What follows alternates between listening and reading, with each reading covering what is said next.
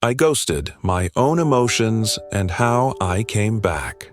I remember the day I first learned to silence myself. I was 6, standing in the backyard, clutching a crumpled paper boat that my grandfather had helped me fold. The sun was a gentle witness, casting long shadows over the grass, but inside me, a storm was brewing, an ache I couldn't name then. I was told to be quiet, to sit still, to hide my feelings behind a veil of innocence. Emotions were a danger, a chaos I was too young to understand, so I learned to ghost them, quietly, invisibly. Growing up, I mastered the art of emotional invisibility. I became a ghost in my own life, drifting through days and nights, numbing the ache of longing, fear, and vulnerability. I thought I was protecting myself, building walls so high that no feeling could breach them. But what I didn't realize was that in my silence, I was also severing the connection to my own soul. I had become a ghost, haunting my own existence. The adult consequences were brutal. As I navigated relationships, I was often a ghost in their stories. I would disappear when intimacy demanded too much of me, retreating into the shadows of my mind. I told myself I was protecting my heart, but really, I was just terrified. Terrified of being seen, of being hurt, of losing control. I pushed people away, convinced that emotion was a storm I couldn't weather. I became a ghost to love and to life. It wasn't until I stumbled upon attachment theory that I began to understand the roots of my ghosting. I learned about the Anxious-Avoidant attachment style, how early childhood experiences shape our ways of connecting. I realized I had learned to avoid closeness because it was too overwhelming, too risky. My emotional ghosting was a survival mechanism, a way to keep myself safe from the chaos I feared. But it also kept me isolated, cut off from the very connection I craved. The turning point came unexpectedly. A breakup, a mirror held too close. I was left with the hollow echo of my own silence, and it shattered something inside me. I felt the ghost I had become, the numbness, the detachment, slipping away, revealing a raw, trembling core. I realized I had to come back from this ghostly exile, not just for love, but for myself. Reclaiming my emotions was like waking from a long, restless sleep. I started to listen, really listen, to the whispers of my feelings. It was terrifying at first, like stepping into a storm without knowing if I would drown or find my way.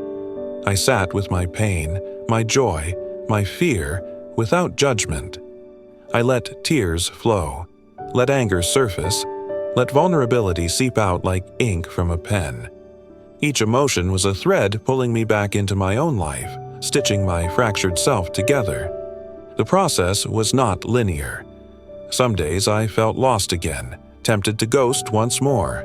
But I held on to one truth. Emotions are not enemies. They are messengers. They carry stories I need to hear, wounds I need to heal, desires I need to honor. The act of ghosting my feelings was a lie I told myself, an illusion of control that only deepened my loneliness.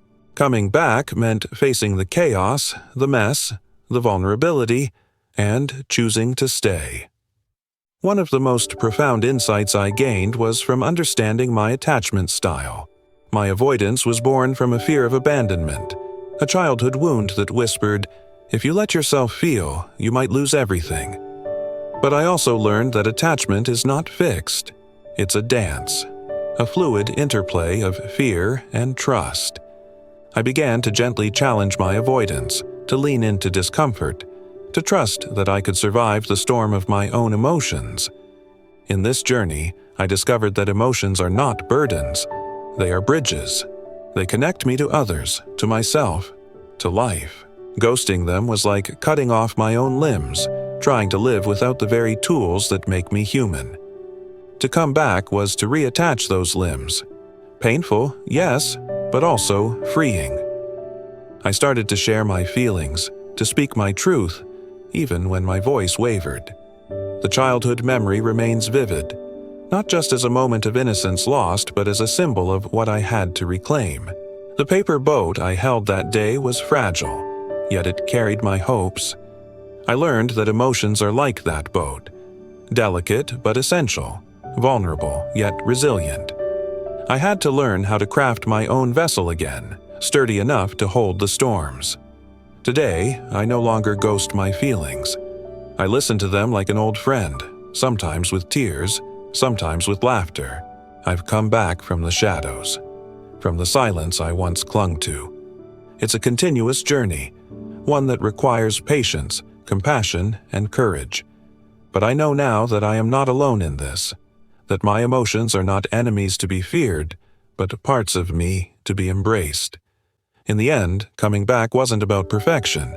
It was about acceptance, the acceptance that I am complex, fragile, and whole, that my feelings, no matter how overwhelming or quiet, are valid. I am learning to walk again on the delicate path of vulnerability, knowing that every step forward is a testament to my resilience.